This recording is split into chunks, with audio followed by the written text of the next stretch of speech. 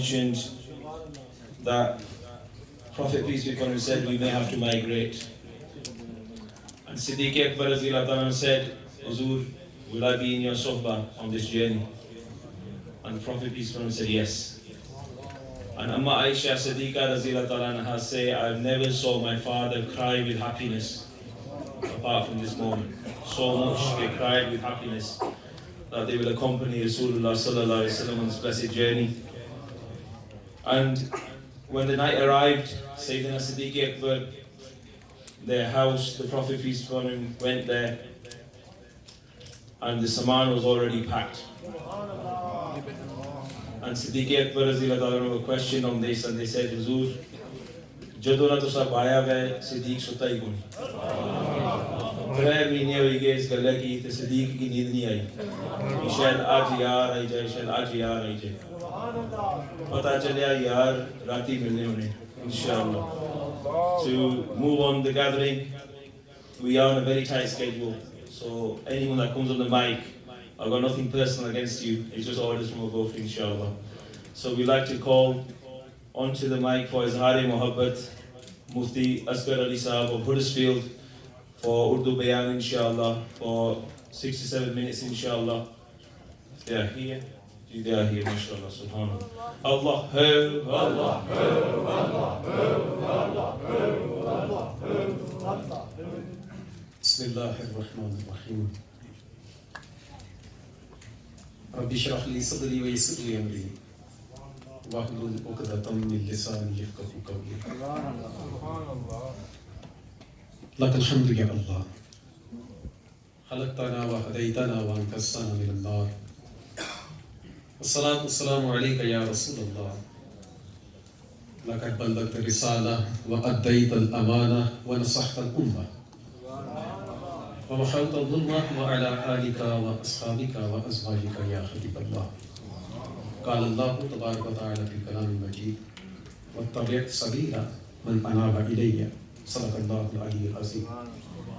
وقال في مقام آخر في شان حبيبه إن الله وملائكته يصلون على النبي يا أيها الذين آمنوا صلوا عليه وسلموا تسليما.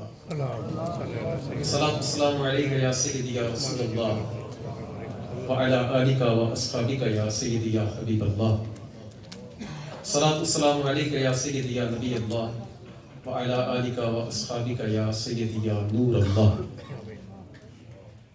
دل بدستاور کے حج اکبر است آج ہزاروں کعبہ یک دل بہتر است.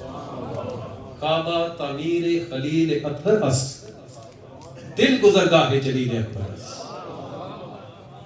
اللہ پاک کی حمد و ثنا اور صدر کائنات مغفر موجودات زینت بزم کائنات قائد المرسلین خاتم النبیین احمد مجتبی جناب محمد مصطفیٰ صلی اللہ علیہ وسلم کی بارگاہ اقدس میں ہدیہ درود و سلام عرض کرنے کے بعد مسجد پر بیٹھے ہوئے مشائخ اعظام اور علماء کرام اور آپ سب یقیناً یہ آقا کی محبت میں اللہ کی رضا کے لیے یہاں پر آئے ہوئے ہیں.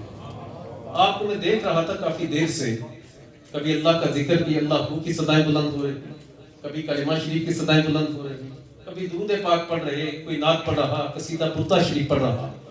الغرض کہ اگر پوری محفل کا نچوڑ نکالا جائے تو اس کا نچوڑ یہ نکلتا ہے کہ سب کو سرکار سے عشق ہے, اور ہر ایک جو اظہار کر رہا ہے, کوئی نعت کی صورت میں, کوئی تلاوت کی صورت میں, کوئی ذکر کی صورت میں, کوئی درود پاک کی صورت میں, ہر طریقے سے ہر بندہ اپنے عشق کا اظہار کر رہا. میں آپ کو دیکھ رہا تھا تو مفتی احمد نعیمی رحمۃ اللہ علیہ, آپ نے تفسیر نعیمی میں ایک بڑی زبردست بات ارشاد فرمائی. بیت اللہ کی تعمیر کے حوالے سے اس کی ہسٹری, اس کی تاریخ بیان کرتے کرتے آپ نے ارشاد فرمایا کہ بیت اللہ شریف کی تعمیر کا جب اللہ عز و جل نے حکم دیا نا, حضرت ابراہیم علیہ السلام نے بیت اللہ شریف کی تعمیر کی. پتھر جو ہیں ان کو گھڑتے گھڑتے, ان کو توڑتے, ان کو سنوارتے بیت اللہ کی تعمیر کی. ان پتھروں سے کچھ کنکر ٹوٹے, ان مقدس پتھروں سے اس مقدس گھر میں جو استعمال ہوئے وہ کنکر ٹوٹے نا. تو حضرت جبریل علیہ السلام رب کی بارگاہ میں حاضر ہوئے، عرض کی مولا وہ جو کنکر ٹوٹے ہیں ان کا کرنا کیا ہے؟ تو اللہ نے ارشاد فرمایا جبریل ان کو رکھنا اپنے پروں پر، پورے زمین کا چکر لگا، جہاں جہاں وہ کنکر گرے گا وہاں وہاں پر میرا گھر بنے گا۔ سبحان اللہ۔ اسی لیے کہتے ہیں کہ پوری دنیا میں جہاں جہاں مسجد ہے، جہاں جہاں مسجد ہے وہ بیت اللہ شریف کی شاخ ہے۔ آج ہم حضرت خواجہ خواجگاں خواجہ بہاؤالدین نقشبند رحمۃ اللہ علیہ، حضرت باقی باللہ رحمۃ اللہ علیہ، حضرت مجدد پاک رحمۃ اللہ علیہ، حضرت خواجہ اسلم رحمۃ اللہ علیہ، صوفی اسلم رحمۃ اللہ علیہ، ہم چورا شریف کا نام لیتے ہیں، ہم لیتے ہیں حضرت خواجہ حافظ عبد الکریم رحمۃ اللہ علیہ، ہم جو ہے موری شریف والوں کا نام لیتے ہیں، ہم جو ہے وہ شادپور شریف والوں کا نام لیتے ہیں۔ ان کا نام آج زندہ ہے تو عشق رسول کی وجہ سے زندہ ہے، اور یہ عشق رسول کی برانچیں ہیں۔ یہ مثال میں نے مسجد کی کیوں دی؟ آج کوئی قادری ہے، کوئی چشتی ہے، کوئی سہروردی ہے، کوئی کس تعلق سے کس سلسلے سے تعلق رکھتا ہے، کوئی کس سے تعلق رکھتا ہے، سب کا نچوڑ ہے عشق رسول۔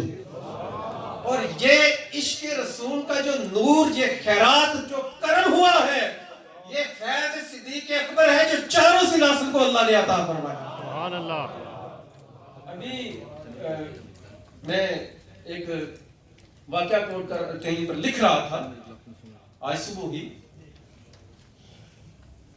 حضرت مجدد پاک حضرت مجدد الثانی رحمۃ اللہ علیہ، آپ کے پیر و مرشد حضرت خواجہ باقی باللہ رحمۃ اللہ علیہ، آپ فرمایا کرتے تھے کہ احمد مجھے تجھ سے صحابیت کی بو آتی ہے۔ یہ الفاظ آپ نے کو ارشاد فرمایا کہ تجھ سے مجھے صحابیت کی بو آتی ہے۔ اور حضرت خواجہ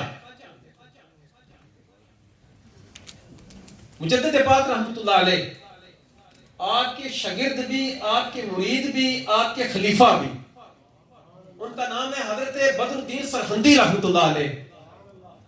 آپ فرماتے ہیں، سنیے گا، میں عشق رسول کی بات کر رہا ہوں جو آج آپ ہر گھڑی ذکر مدینہ، ہر گھڑی ذکر خدا، یہ جو بار بار آپ کر رہے ہیں اور عشق رسول کے نعرے لگا رہے ہیں، یہ سیدنا صدیق اکبر کے عشق کا فیض ہے، عشق رسول کا فیض ہے جو اللہ عز و جل نے آپ کو اس یوکے کی سرزمین پر بھی عطا فرمایا۔ اور کوئی بندہ کلمہ پڑھتا ہے، کوئی بندہ یا رسول اللہ کہتا ہے، کوئی بندہ اللہ اللہ کہتا ہے، پوری روئے زمین پر جہاں جہاں کوئی عاشق رسول موجود ہے وہ سمجھے کہ اللہ عز و جل نے وہاں پر اسے سیدنا صدیق اکبر کا فیض عطا فرمایا ہے۔ حضرت مجدد پاک رحمۃ اللہ علیہ، آپ نماز پڑھتے تھے کہ مصلی پر؟ یہ بات توجہ سے سنیے گا، آپ نماز پڑھتے تھے کہ مصلی پر؟ مصلی تھا نرم، آپ کی جب آخری عمر تھی نا رضی اللہ تعالیٰ عنہ، اللہ ان کے صدقے ہماری بھی مغفرت فرمائے۔ آپ جس مصلی پر نماز پڑھتے تھے مصلی نرم تھا، اور آپ چونکہ صرف ایک آستانے کے، ایک خانقاہ کے سربراہ ہی نہیں تھے، بلکہ آپ ایک مستند قسم کے عالم دین بھی تھے، اور جن کی قلم کا لکھا ہوا مہر ہوتا تھا، جس کے سامنے پڑھا جائے اس کا دل رل جاتا، اور جس پر نگاہ کر دے اللہ پاک اس کو اپنا فیض عطا فرما دیتا، کن کر دیتا۔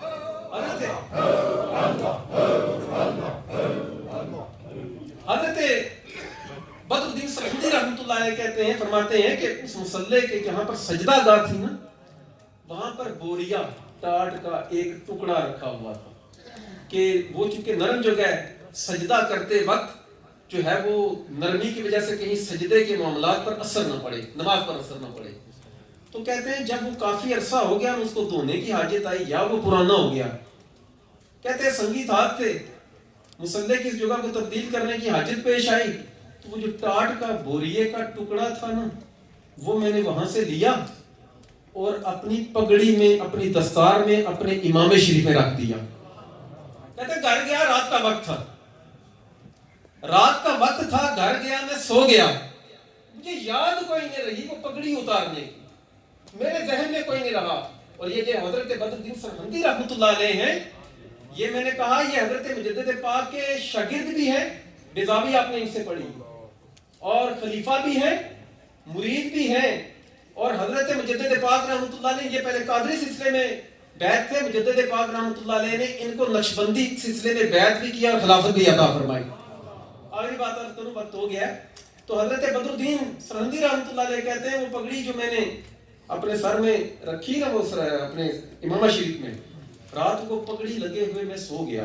کہتے ہیں خدا کی قسم اس پگڑی شریف, اس امامہ شریف, اس دستار شریف جو اس کے اندر وہ ٹکڑا تھا ٹاٹ کا جہاں پر مجدد نے سجدے کیے تھے, اس عاشق نے سجدے کیے تھے جس سے صحابیت کی خوشبو آتی تھی, اس ٹکڑے کی وجہ سے اللہ عز و جل نے ایک رات میں 12 بار مجھے سرکار کی زیارت عطا فرمائی.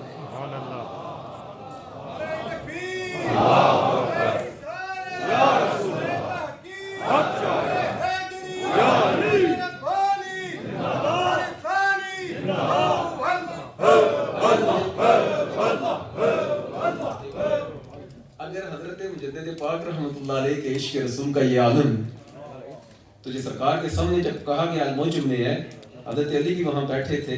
میں ترجمہ ہی سنا دیتا ہوں. حضرت حسن بن ثابت سرکار کے سامنے حضرت سیدنا صدیق اکبر کے شان میں قصیدہ پڑھ رہے تھے. جب انہوں نے کہا نا, عرض کی نا آقا یہ جو ابو بکر ہیں نا یہ ایسے ہیں کان حب رسول اللہ قد علمون, ابو کے بارے میں کہا کہ وہ سارے جانتے تھے کہ حضرت صدیق اکبر جو ہیں آقا یہ آپ کے محبوب ترین شخصیت ہے. آقا ان کے برابر کوئی بندہ عشق میں, مقام میں, فضیلت میں, افضلیت میں ہو ہی نہیں سکتا. اللہ پاک اس محفل پاک کو اپنی بارگاہ میں شرف قبولیت عطا فرمائے اور ہمارے مشائخ کا سایہ اہل سنت پر تا حیات قائم و دائم فرمائے. آمین بجاہ النبی الامین صلی اللہ علیہ وسلم. Allah